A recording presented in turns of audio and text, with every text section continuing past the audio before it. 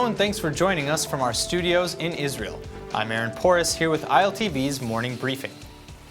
The case of IDF Sergeant Elor Azaria ended today as military court judges sentenced the former combat medic to 1.5 years in prison. The soldier was convicted of manslaughter in January for shooting a disarmed and incapacitated Palestinian terrorist in the head. Terrorists Abdel Fattah al-Sharif and Ramzi Aziz al-Kasrawi attacked 2 IDF soldiers with knives in Hebron in the West Bank on March 24th of 2016. 1 soldier was wounded. The soldiers opened fire, killing Kasrawi and wounding Sharif. Azaria came onto the scene shortly following the incident and opened fire on Sharif as he lay wounded and unconscious on the ground. According to Azaria's defense, he shot Sharif believing that he was about to detonate an explosive vest. No such vest was found. After the guilty verdict was handed down in the highly controversial case, the prosecution, at a later sentencing hearing, requested Azaria serve no more or less than 3 to 5 years in prison. Azaria and his defense attorneys pleaded for leniency, requesting 0 to a maximum of 2 years. A new bill referred to as V15 is designed to limit donations to NGOs or non-governmental organizations which promote political action during an election. The controversial bill passed its first reading in the Knesset last night in a vote of 37 to 26.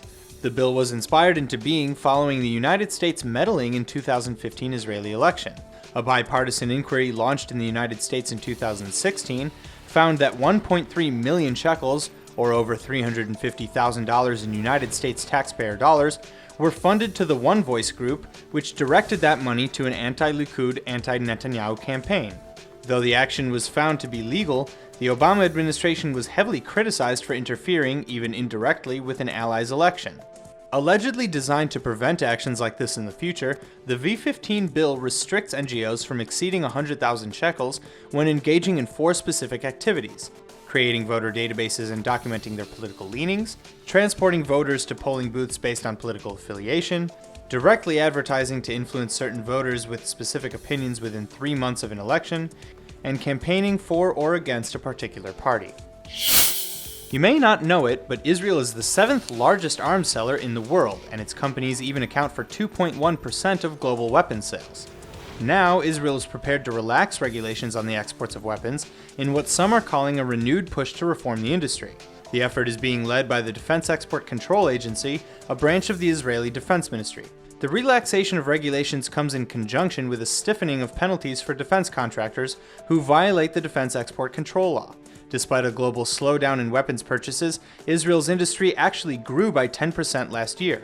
Now, according to a new report from the Stockholm International Peace Research Institute, Israel's increase in sales has been reflected on a global scale, because worldwide arms trade has risen to its highest level since the Cold War.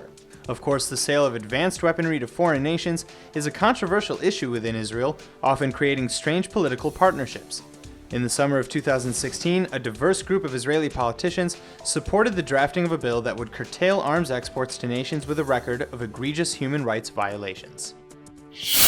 The Economy Ministry has petitioned the court asking for a 3-month delay in the order to close an ammonia storage tank in Haifa. Last week, the Haifa Court for Local Affairs gave the Haifa Group, a fertilizer producer that operates the tank, until February 26th to remove the liquid chemical from its tank, located in Haifa's Mediterranean Bay. A report commissioned by the city found that the port city's ammonia operations posed a serious risk to the population. After initially signaling that it would abide by the ruling, the company filed an appeal, slamming the Haifa municipality as demagogues trying to sow fear into the public. The Haifa municipality said that the Haifa Group is ignoring the court's decision and called on the state to stand on the side of the residents of Haifa and the cities of Haifa Bay and not allow the Haifa Group to ridicule the residents. The archives of Jewish historian Professor Yafa Eliach, who is best known for her monumental work in Holocaust research, has been donated by her family to Yad Vashem. A Holocaust survivor herself, Eliach was a historian and author who dedicated her life to documenting the events and victims of the Holocaust, as well as the legacy of the survivors. She is most famous for her work called The Tower of Faces, an exhibit featured at the United States Holocaust Memorial Museum in Washington, D.C., which features approximately 1,500 photographs of approximately 3,500 Jews murdered in her hometown. Eliach died last November 8th at 79 years old. Her life's work was shipped to Yad Vashem in more than 500 archival containers, weighing over a ton. They will be cataloged as an independent archival division, which will become available to both researchers and the greater public. That's all for now. I'm Aaron Porras, and see you later with our main daily broadcast from Israel at 2 p.m. Eastern Time.